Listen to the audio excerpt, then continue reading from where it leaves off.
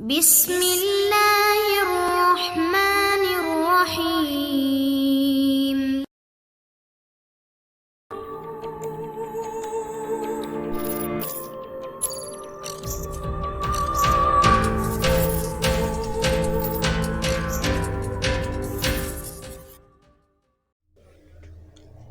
अस्सलाम वालेकुम दोस्तों। Imran series novel foul play by Mazhar Kaleem MA। अगर आपने अभी तक हमारे चैनल जासूसी दुनिया को सब्सक्राइब नहीं किया तो सब्सक्राइब करें और बेल आइकन पर क्लिक कीजिए।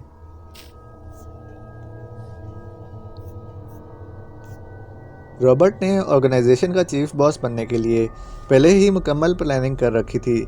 इसने ब्राउन को डेविड की जगह इसलिए दी थी कि इस दौरान वो ब्राउन की मदद से अपने मुखालफों को ख़त्म कर सके, और फिर इसने इंतहाई तेज़ी से ब्राउन से ऑर्डर कराकर अपने तमाम मुखालफों को ख़त्म कर दिया था। इसलिए अब इसके चीफ बॉस बनने में कोई रुकावट बाकी ना रही थी। ब्राउन चूँकि इसकी नज़र में एक मामूली और कमज़ोर सा आदमी था, इसलिए इसने यही सोचा था कि ब्राउन को फ़िलहाल ज़िंदा रहने दिया जाए। अलबत्ता ब्लैकी के मुतालिक वो जानता था कि वो इंतहाई ख़तरनाक और अय्यार आदमी है। चुनांचे इसने ब्राउन को साथ मिलाकर ब्लैकी का खात्मा कर दिया, और फिर ब्लैकी की जगह इसने ब्राउन को होटल इकार्डो में मैनेजर बना दिया और ख़ुद इसने ऑर्गेनाइजेशन का चार्ज संभाल लिया। अब भी उसे चंद अफराद से ख़तरा था, लेकिन जब इन आदमियों की तरफ से भी कोई मुखालफत ना हुई तो उसने ब्राउन का कांटा भी दरमियान से निकाल देना मुनासिब समझा, ताकि इस सारी साजिश का हमेशा के लिए खात्मा हो जाए। चुनांचे इसने टेलीफोन का रिसीवर उठाया और होटल इकार्डो के नंबर डायल करने शुरू कर दिए। Yes, Brown speaking. राब्ता कायम होते ही ब्राउन की आवाज़ सुनाई दी। Chief of organisation Robert speaking. Oh yes boss, हुक्म बॉस, ब्राउन ने घबराए हुए लहजे में कहा, क्योंकि रॉबर्ट के लहजे में बेहद सर्द मोहरी थी। काम की क्या रिपोर्ट है? बॉस काम ओके है। खिलाड़ी सलीम पर रात 011 इस्तेमाल किया गया है। वो एसाबी तौर पर खासा ढीला हो रहा है। ब्राउन ने जवाब दिया। वो लॉर्ड विलिंगटन वाले आदमी पहुंच गए हैं। यस बॉस, मैंने प्रोग्राम के मुताबिक इन्हें कमरे दे दिए हैं। वो खासा होशियार आदमी लग रहा है। वो इस वक्त एक केबिन में बैठा पाकिस्तान टीम के मैनेजर इसरार अहमद से बातचीत कर रहा है। मैंने खुफिया टेप की है। अभी इसकी रिपोर्ट आने वाली है। रिपोर्ट जब आए मुझे इसकी तफसील बताना। मुझे मामला कुछ गड़बड़ लग रहा है। Yes boss. Oh boss, 1 minute hold कीजिए। टेप पहुंच गई है। इसका मतलब है वो इसरार अहमद उठ गया है। सुनाओ जल्दी, रॉबर्ट ने कहा, और फिर चंद लम्हों बाद खटक की आवाज़ के साथ ही 2 आवाज़ें टेलीफोन रिसीवर से सुनाई देने लगी। एक आवाज़ इमरान की थी, जबकि दूसरी इसरार अहमद की, जो कि टीम का मैनेजर था। रॉबर्ट खामोशी से टेप सुनता रहा। इसके चेहरे के अज़लात तन से गए थे और आंखों में चमक उभर आई थी। जब उसी तरह खटक की आवाज़ आने के बाद आवाज़ें बंद हो गईं तो इसने चीख कर कहा, ब्राउन सुनो, ये इंतहाई ख़तरनाक लोग हैं। ये वो नहीं है जो हमें बताया गया है। तुम फ़ौरन इन सबको 02 पॉइंट पर पहुंचा दो। एक्शन ग्रुप को फौरी हरकत में ले आओ। ओह यस बॉस, ठीक है बॉस, ब्राउन ने घबराते हुए जवाब दिया। देखो, किसी किस्म की कोताही नहीं होनी चाहिए। फौरी एक्शन में आ जाओ और फिर मुझे रिपोर्ट करो। और ब्राउन के हामी भरते ही रॉबर्ट ने रिसीवर रख दिया, और दूसरे लम्हे इसके जहन में एक ख्याल आया तो इसने मेज़ पर पड़े हुए सुर्ख रंग के इंटरकॉम का रिसीवर उठाया और एक बटन प्रेस किया। Yes boss. दूसरी तरफ से एक मौतबाना आवाज़ सुनाई दी। टॉमी, स्कॉटलैंड यार्ड में हमारा आदमी टिपाल है, इससे मेरी बात कराओ। Yes boss. चंद लम्हों बाद टेलीफोन की घंटी बज उठी और रॉबर्ट ने रिसीवर उठा लिया। यस चीफ बॉस रॉबर्ट ने तहकुमाना लहजे में कहा। टॉमी बोल रहा हूँ बॉस, टिपाल से बात करें। टॉमी ने मौतबाना लहजे में कहा, और इसके साथ ही क्लिक की आवाज़ उभरी। यस बॉस, टिपाल बोल रहा हूँ। स्कॉटलैंड यार्ड हेडक्वार्टर से एक और भारी आवाज़ सुनाई दी। टिपाल, स्कॉटलैंड यार्ड का चीफ लॉर्ड विलिंगटन कहाँ है? इनसे एक बात करना चाहता हूँ। क्या तुम इससे मेरी बात करा सकते हो? लॉर्ड विलिंगटन से? लेकिन बॉस, वो तो गैर मुल्की दौरे पर हैं। टिपाल ने जवाब दिया। क्या कह रहे हो? कब से? वो यहाँ नहीं हैं। वो गुज़िश्ता 1 माह से गैर मुल्की दौरे पर हैं बॉस, टिपाल ने जवाब दिया। क्या तुम्हें मुकम्मल यकीन है? रॉबर्ट ने कहा। यस बॉस, मुझसे ज़्यादा कौन जान सकता है? मैं इनका पीए हूँ, टिपाल ने जवाब दिया। ओके, थैंक यू, रॉबर्ट ने इत्मीनान भरे अंदाज में कहा और एक तवील सांस लेते हुए रिसीवर रख दिया। इसके चेहरे पर चमक सी आ गई थी। उसी लम्हे टेलीफोन की घंटी एक बार फिर बज उठी और रॉबर्ट ने चौंक कर रिसीवर उठा लिया। यस चीफ बॉस रॉबर्ट ने तेज़ लहजे में कहा। चूँकि वो नया नया चीफ बॉस बना था इसलिए वो अपना नाम हर बार ज़रूर साथ लेता था। ब्राउन बोल रहा हूँ जनाब, हुक्म की तामील हो चुकी है। इस इमरान ने इस इसरार अहमद से बात करने के बाद वेटर्स डियाना से ऑर्गेनाइजेशन के मुतालिक पूछगछ की और उसे मोटी रकम दी जिसका इल्म काउंटर पर हो गया। इसके बाद डियाना ने उसे असामी समझते हुए अपने बॉयफ्रेंड वास्की के पास 5 स्टार बार में भिजवा दिया। इस इमरान ने बरामदे में एक पब्लिक फ़ोन बूथ से अपने एक साथी को फ़ोन किया और उसे अपनी निगरानी के लिए कहा। ये सारी बातें चेक कर ली गईं। चुनांचे एक्शन ग्रुप को हरकत में लाया गया। डियाना को भी गिरफ्तार कर लिया गया है। वास्की ने चूँकि कुछ मालूमात दे दी थी इसलिए एक्शन ग्रुप ने उसे बार में ही गोली मार दी थी। बाकी सब अफराद को आसानी से गिरफ्तार करके 02 पॉइंट पर पहुँचा दिया गया है। ब्राउन ने तेज़ लहजे में जवाब देते हुए कहा, ओके, तुम भी वहीं पहुँच जाओ, मैं खुद वहीं आ रहा हूँ इन सब की कड़ी निगरानी करना। अभी इसने रिसीवर रखा ही था कि घंटी एक बार फिर बज उठी। Yes, chief boss Robert speaking, आर्थम बोल रहा हूँ, टीटी कॉरपोरेट से। दूसरी तरफ से एक भारी आवाज़ सुनाई दी। यस आर्थम, क्या बात है? मुझे इतलात मिल रही है कि तुमने डेविड का खात्मा कर दिया है और ख़ुद चीफ बॉस बन गए हो और फिर ब्लैकी को भी ख़त्म कर दिया है। मुझे तो बहरहाल इस सारे चक्कर से कोई सरोकार नहीं, अलबत्ता हमारा मिशन ज़रूर ख़तरे में पड़ गया है और तुम जानते हो कि ये मिशन हमारे लिए कितना अहम है। टेस्ट मैच में बाकी सिर्फ 3 रोज़ रह गए हैं और इस टेस्ट मैच की हार जीत पर हमारे अरबों पाउंड दांव पर लगे हुए हैं। मिस्टर आर्थम, पहले तो अपना लहजा दुरुस्त करके बात करो। तुम ऑर्गेनाइजेशन के चीफ बॉस से बात कर रहे हो, समझे? अगर मैं चाहूँ तो तुम्हारी सारी कॉर्पोरेट एक लम्हे में तिनकों की तरह बिखर जाएगी और तुम अरबों पाउंड का ख्वाब देखते हुए सर्द कबर हो जाओगे, समझे? दूसरी बात यह कि ऑर्गेनाइजेशन जो काम अपने ज़िम्मे लेती है उसे हर हाल में पूरा करती है। हमारा मिशन जारी है और कामयाबी से जारी है। रॉबर्ट ने इंतहाई तलख लहजे में कहा। ओह, तो तुम मुझे धमकियां दे रहे हो? तुम जानते हो कि आर्थम की क्या हैसियत है? आर्थम ने भी इंतहाई उसीले लहजे में कहा। मुझे तुम्हारी हैसियत का अच्छी तरह इल्म है और मैं जानता हूँ कि तुम डेविड के ज़ाती दोस्त हो और तुमने छोटे मोटे गुंडे भी पाल रखे हैं, लेकिन तुम्हें शायद ऑर्गेनाइजेशन की ताकत का इल्म नहीं। अब तुम्हारा दोस्त डेविड चीफ बॉस नहीं है, समझे? रॉबर्ट ने इंतहाई सर्द लहजे में कहा। देखो मिस्टर चीफ बॉस, मेरा ऑर्गेनाइजेशन से कोई झगड़ा नहीं है और ना ही हमारा किसी फील्ड में कोई मुकाबला है। मुझे तो सिर्फ अपने मिशन से मतलब है और बस। बाकी रहा डेविड वाला मसला तो वो ऑर्गेनाइजेशन का अपना मसला है। आर्थम ने इस बार नरम पड़ते हुए कहा। ओके, तो फिर बेफिक्र हो जाओ, तुम्हारा मिशन मुकम्मल हो जाएगा, रॉबर्ट ने जवाब दिया और रिसीवर रखकर वो उठ खड़ा हुआ। अब वो इन लोगों से फौरी तौर पर बातचीत करना चाहता था जो लॉर्ड विलिंगटन का नाम लेकर आए थे। हालांकि लॉर्ड विलिंगटन 1 माह से मुल्क से बाहर था। इसका मतलब था कि कोई गहरी साजिश की जा रही है और वो फौरी तौर पर इस साजिश को ख़त्म कर देना चाहता था ताकि फिर इत्मीनान से ऑर्गेनाइजेशन चला सके। इमरान को एक तहखाने में ले जाकर एक कुर्सी से बांध दिया गया।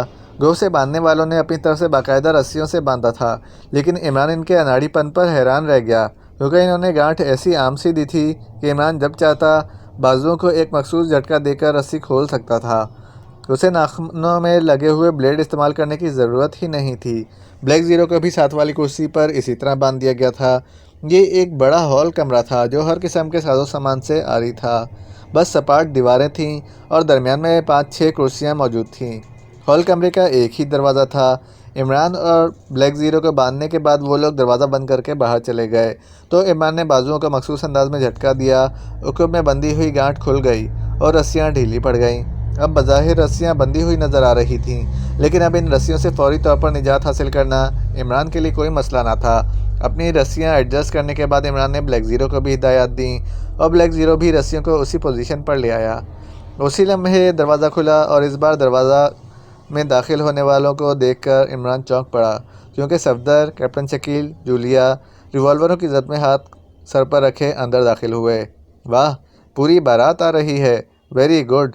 तुम खामोश रहो वरना गोली मार दूंगा, इन तीनों को ले आने वालों में से एक ने इंतहाई करख लहजे में कहा और फिर इसने इमरान की तरह इन तीनों को भी कुर्सियों से उसी तरह बंधवाया और दरवाज़ा बंद करके बाहर चले गए। ये क्या हो रहा है इमरान साहब? आपने हमें कोई हिदायत ही ना दी थी, इसलिए हम चूहों की तरह पकड़ लिए गए। दरवाज़ा बंद होते ही सफदर ने कदर तलख लहजे में कहा। चूहा और शेर एक ही नस्ल के होते हैं, बस चूहा ज़रा बीमार रहता है। इमरान की ज़बान चल पड़ी। बस बकवास मत करो, ये सब कुछ तुम्हारी वजह से होता है। इस बार मैं एक्स्ट्रो से साफ साफ बात करूँगी। ना तुम हमें कुछ बताते हो ना कोई प्लानिंग, और हम अहमकों की तरह पकड़ लिए जाते हैं, जूलिया ने गुस्सीले अंदाज में चीखते हुए कहा। और इसके साथ वाली कुर्सी पर बैठा हुआ ब्लैक ज़ीरो जूलिया के इस फिक्रे पर दिल ही दिल में हंस पड़ा, क्योंकि अब वो जूलिया को ये तो ना कह सकता था कि जिस एक्स्ट्रो से वह शिकायत करने की धमकी इमरान को दे रही है वो खुद साथ वाली कुर्सी पर बंदा बैठा है। हाँ तो मिस्टर कैप्टन शकील, आप क्या बताना पसंद करेंगे? सफदर ने तो अपने लिए चूहा मुंतखब किया है, और जूलिया ने अहमक जानवर, यानी वो मेरा मतलब है इसका नाम तो सब जानते हैं। अब ये ज़रूरी तो नहीं कि मैं इसका नाम यानी गधी भी ज़बान से अदा कर दूं। इमरान ने मुंह बनाते हुए कहा, और कैप्टन शकील बेख्तियार हंस पड़ा। जूलिया और सफदर का गुस्सा बजा है इमरान साहब। दरअसल इस बार वाकई हम हाथ पर हाथ रखे ही पकड़े गए हैं।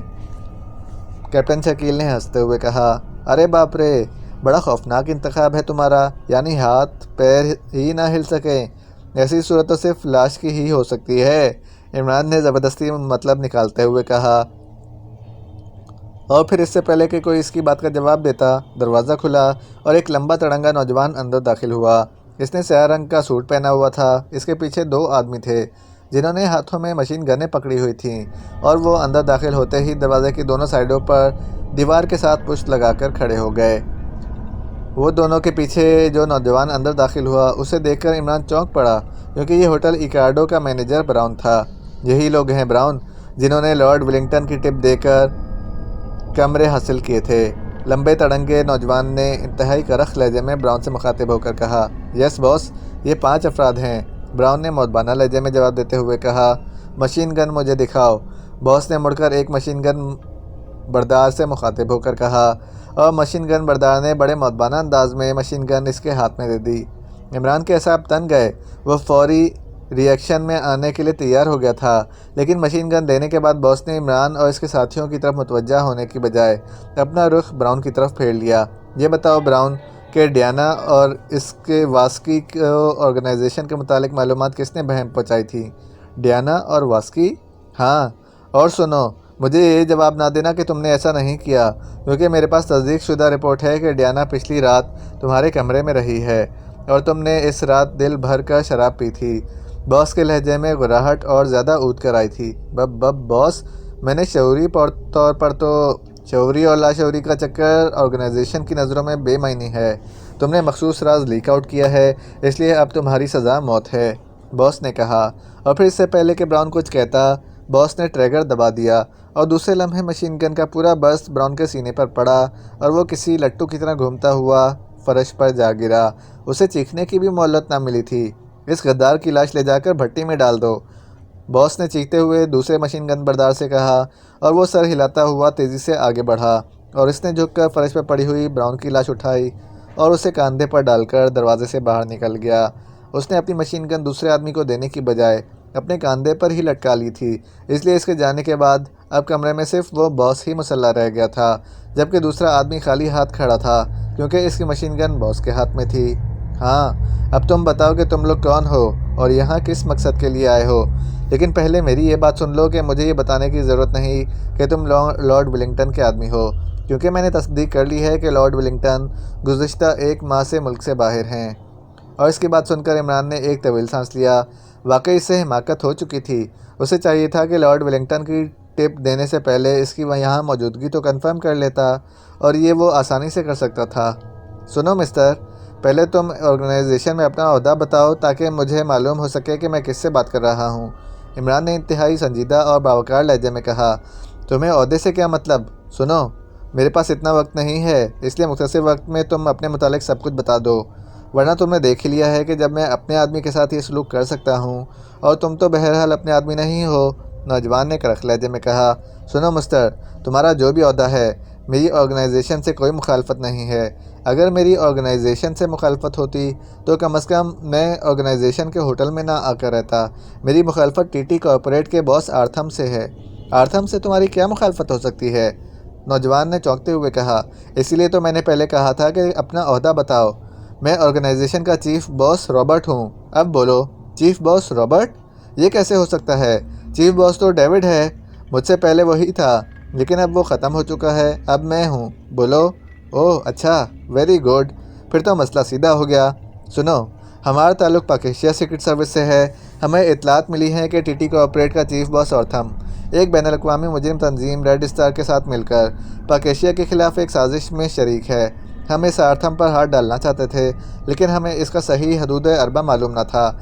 इसी दौरान हमें पता चला कि आर्थम ने पाकिस्तान और ग्रेटलैंड के क्रिकेट मैचों के सिलसिले में किसी चक्कर के तहत ऑर्गेनाइजेशन के चीफ बॉस डेविड से बात की है। इसलिए हम यहाँ आए ताकि इस क्लू के तहत हम डेविड के ज़रिए आर्थम तक पहुँच सकें। लेकिन जब तुम्हारा ताल्लुक पाकिस्तान से है और तुम्हें यह भी मालूम है कि पाकिस्तान और ग्रेटलैंड के मैचेस के सिलसिले में आर्थम ने ऑर्गेनाइजेशन की मदद हासिल की है, तो तुमने इस चक्कर की ज़रूर छानबीन की होगी। फिर तुम कैसे कह सकते हो कि तुम ऑर्गेनाइजेशन के मुखालिफ नहीं हो? मैंने तुम्हें बताया है कि हमारा ताल्लुक सीक्रेट सर्विस से है, और तुम जानते हो कि सीक्रेट सर्विस सिर्फ ऐसे मामलात में हाथ डालती है जो बैनुल-अक़वामी सतह के हों और जिनका ताल्लुक मुल्की तबाही और बर्बादी से हो। क्रिकेट टीमों के मैचेस से हमारा क्या ताल्लुक हो सकता है? इमरान ने बावकार लहजे में जवाब देते हुए कहा, अगर किसी साजिश के तहत इस मैच में पाकिस्तान को हरा दिया जाए तो ये तुम्हारी मुल्क की इज़्ज़त की बर्बादी ना होगी? रॉबर्ट ने सोचते हुए कहा, और इमरान बेख्तियार हंस पड़ा। हार जीत तो खेल का हिस्सा है मिस्टर रॉबर्ट, इससे मुल्क की इज़्ज़त का क्या ताल्लुक है? और अगर तो कोई साजिश है ही तो ये साजिश ज़ाहिर है टीम की हार जीत से मुतालिक है, इसका सीक्रेट सर्विस से कोई ताल्लुक नहीं। और फिर वैसे भी अभी तक इस साजिश की कोई बात सामने नहीं आई। लेकिन मुझे रिपोर्ट मिली है कि तुमने यहाँ आते ही पाकिस्तान टीम के मैनेजर इसरार अहमद से बातचीत की है, और इस बातचीत का पूरा टेप मैंने खुद सुना है। तुमने खिलाड़ियों के कमरे देखने पर इसरार किया था, रॉबर्ट ने कहा, और इमरान सोचने लगा कि ऑर्गेनाइजेशन इसकी तवक्का से कहीं ज़्यादा बाखबर है। अगर तुमने गुफ्तगू सुनी है तो फिर तुम्हें तो खुद समझ जाना चाहिए था कि ये हमारा मिशन ना था। एक सेक्रेटरी सर सुल्तान की ज़ाती दरख्वास्त पर मैं बस रस्मी तौर पर इसरार अहमद से मिला था। इसरार अहमद इस सेक्रेटरी के भतीजे हैं। इसरार अहमद साहब कुछ मशकूक थे, इसलिए मैंने सोचा कि चलो इनकी तसल्ली कर दी जाए, लेकिन वो खिलाड़ी के कमरे भी मुझे ना दिखा सकते थे, इसलिए मामला ही ख़त्म हो गया। इमरान ने जवाब दिया, ठीक है, तुम दुरुस्त कह रहे हो, लेकिन अब सूरत हाल ऐसी है कि मैं तुम्हें ज़िंदा नहीं छोड़ सकता, वरना आर्थम से मेरा कोई ताल्लुक़ नहीं, बल्कि मैं खुद आर्थम से भी दो हाथ करना चाहता हूँ। इसने पहली बार मुझसे बातचीत करते हुए गुस्ताखाना ज़बान इस्तेमाल की थी, रॉबर्ट ने कहा, और फिर मशीन गन इमरान की तरफ सीधी कर ली। सोच लो, ऐसा ना हो कि तुम्हारी इस हरकत की वजह से हम तुम्हारे खिलाफ भी एक्शन में आ जाएं। तुम और मेरे खिलाफ एक्शन में? हाँ, रॉबर्ट ने तंजिया अंदाज में मुस्कुराते हुए कहा, लेकिन फ़िक्र ख़त्म होने से पहले ही इसकी आंखें फैल गईं। अरे ये क्या? ये रस्सियाँ सिर्फ तुम्हारे जवाब सुनने की मुंतज़िर थीं। मगर इमरान ने मुस्कुराते हुए जवाब दिया, मगर दूसरे लम्हे वो बिजली किसी तेज़ी से उछला और फायरिंग के तेज़ धमाकों के साथ ही रॉबर्ट के हलक से चीख निकली और वो घूमता हुआ फर्श पर जा गिरा। इमरान ने ऐन उसी लम्हे इस पर छलांग लगा दी जिस लम्हे वो ट्रैगर दबा रहा था, और ट्रैगर दबने से सिर्फ एक पलक झपकने जितने अरसे पहले वो इसके हाथ को ज़रब लगाकर ऊंचा करने में कामयाब हो गया था। इस तरह मशीन गन की गोलियां छत से टकराईं। इसके साथ ही इमरान ने दूसरे हाथ के ज़ोरदार झटके से रॉबर्ट की गर्दन पकड़कर ज़ोर से उसे घुमा दिया। इसका नतीजा ये निकला कि मशीन गन तो इमरान के हाथ में आ गई, जबकि रॉबर्ट चीखता हुआ घूमकर फर्श पर जा गिरा। उसी लम्हे इमरान के हाथ में मौजूद मशीन गन एक बार फिर चीख उठी, और दरवाजे के साथ खड़ा हुआ रॉबर्ट का साथी चीखता हुआ पहले दीवार से टकराया और फिर खाली होती हुई बोरी की तरह धप से नीचे फर्श पर जा गिरा।